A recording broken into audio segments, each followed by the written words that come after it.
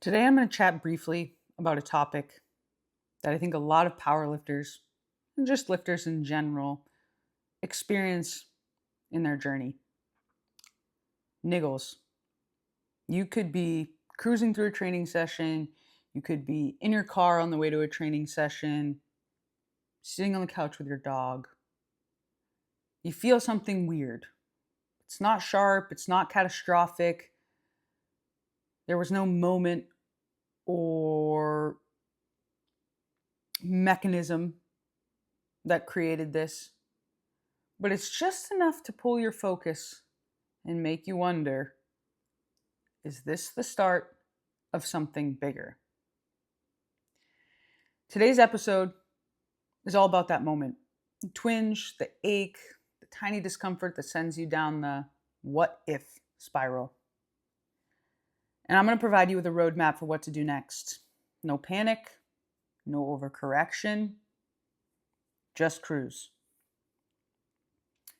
Step one is our assessment. And I want you to ask yourself, when this happens or when you encounter this, is this a sharp, shooting pain, or is it limiting my movement? Is it just different than normal? Chances are, if it's sharp and shooting and there was a mechanism of injury, you're probably looking at something, and you might want to go get that checked out by someone who can do some imaging beyond what we can see on the outside. But if it's just a slight twinge, it's a little bit different than what's normal. I don't think it's something to cause concern. So we rate it. Is it a 1 to a 3 out of 10 for annoyance or perceived pain or perceived discomfort? Is it something that's affecting your form or your strength? Are there patterns that surround this symptom? Does it only happen when you have heavy bench? Does it only happen when you're squatting beyond depth? Is it only on one side? Do you notice a pattern between your breathing and bracing? Most of these will help you shuffle out anything sinister during your training session. This doesn't really speak to those random moments throughout the day while you're at work or in school. Whatever you do, do not catastrophize and don't start Googling. Your body is just always providing feedback. All that feedback does not require panic.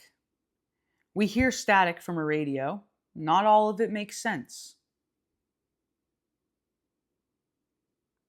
But that's okay. It's just feedback. Just letting us know that there's either something or really nothing there.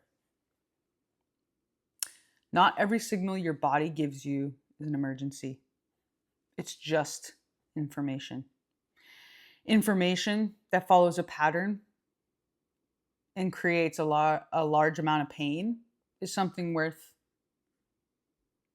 digging deeper on, right? But if it's something that's a little bit more surface level and, like we said, less intense, maybe it's not something we start to catastrophize about or even need to, worry about too much. We're just aware of it, know that it's there, and we can adapt, which is step 2. Let's still move. We're just going to adjust intelligently. Adjust the range of motion, adjust the load or the exercise variation. You can swap back squats for box squats, for pause squats. You can pull sumo instead of conventional. All I ask of you is to keep moving unless the pain is sharp, radiating, or worsening, in which case we're probably going to want to get you to see a doctor, someone qualified.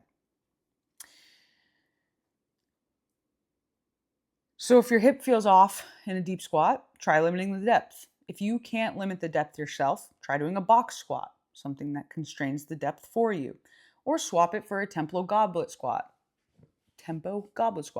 where you're going to be able to control the range of motion a little bit more. The goal isn't to say no to training, it's to keep the momentum moving forward safely. Because remember, You're not broken, but you're adapting in real time. Step 3, execution. Keep showing up, keep gathering data, and be consistent with feedback. Don't change 5 things at once. Let's adjust one thing and observe. Keep a note of what you felt, what you changed, how it responded. Reach out to your coach with specifics. That's how we help you problem solve together. Execution isn't just about pushing through, though. It's about training with awareness. Which brings us back to step 1, being aware. Just be aware of it. The strongest lifters I know aren't the ones who never feel pain. They're the ones who stay calm, make small changes, and trust the process in the face of it. If you're tired of second guessing every sensation and you want a coach to walk through this with you, I'm here. Let's book a strategy call and we'll sort it out for you.